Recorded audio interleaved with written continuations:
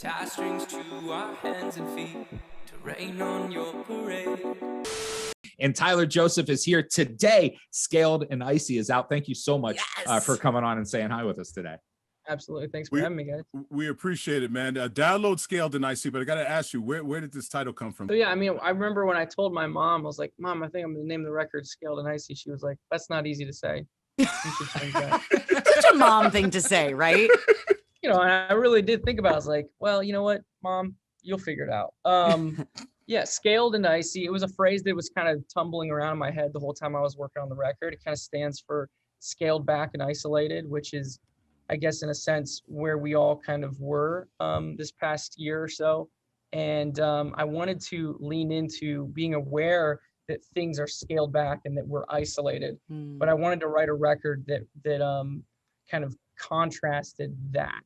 I didn't want to lean into the fact that we were isolated and that everything was kind of dismal. I wanted to write a record that almost separated us from what we were going for and it definitely gave me something to escape to. And hopefully some of these songs in this record is something that someone can experience something similar with. So.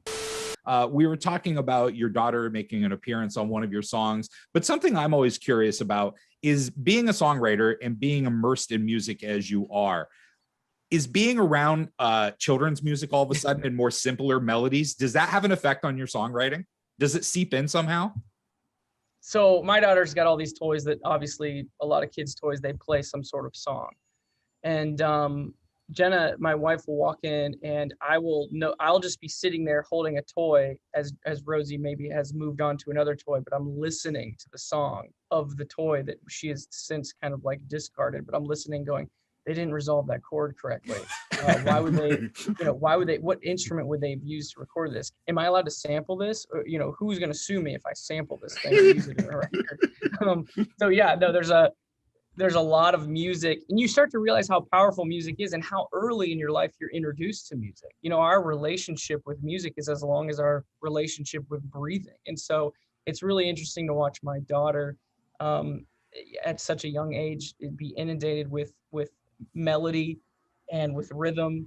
And I don't know, she really takes to it. She can even, she sings her ABCs now. She's like a little over 1. And I looked at my wife the other day. I was like, babe, I think that she's got pitch. I think she actually can hear, she can produce what she hears. And I don't know, maybe that's just me reaching, but we'll see. Well, her dad is musical. I mean, next up, 21 Pilots will be remixing Baby Shark. That's what's going to be next for you guys. Choker comes in 2 halves almost, doesn't it? Something, when you travel through that song, when you get to the bridge and what the bridge turned out to be, which is one of my favorite pieces of music, even though it's kind of short and there's really no repetition to it, I don't know, it's kind of weird to say, but it really, really like perfectly represents me as a songwriter, that bridge. Those were the types of moves that I was making when I first touched a piano and started singing. Josh, another part of Choker for me is like, I feel like perhaps the best drumming performance from you on the album. I love the grooves that you came through with on that track for sure. How did that work in terms of laying down the drums on this one? It was almost like 2 different drum sessions to get the sounds. The first time when the drums come in, I put like a giant blanket over top of the drums and kind of like really made them kind of dull and kind of dead sounding. It was really fun to do. Let's talk about the Choker video then. Can you explain to people at home the significance of the dragon and how it's related to the album? He has a name, Jack. Sorry. It's Trash. Trash. Apologies. How about this? I'll tell him that you said hi. Perfect. Don't mention the name thing at all. Tyler still calls my dog Golden Retriever Dog, so it's fine. Jim's the dog's name. Jim killed it. It was his first day as an actor. And I was a little intimidated by his acting chops.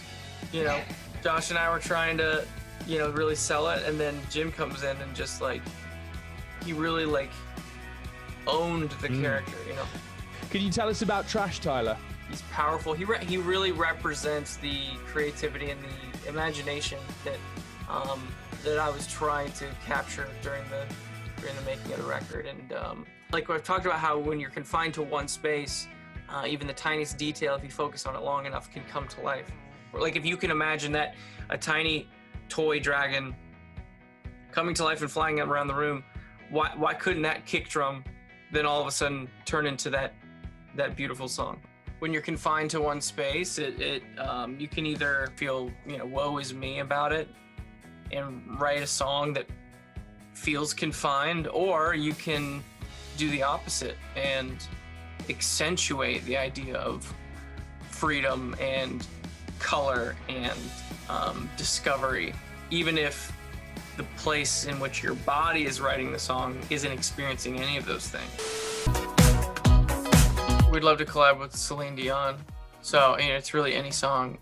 We would want to cover and collab with any song of hers other than Your Heart Will Go On. Your Heart Will Go On by Celine Dion.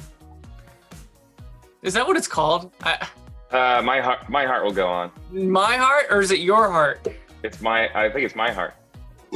Dang it.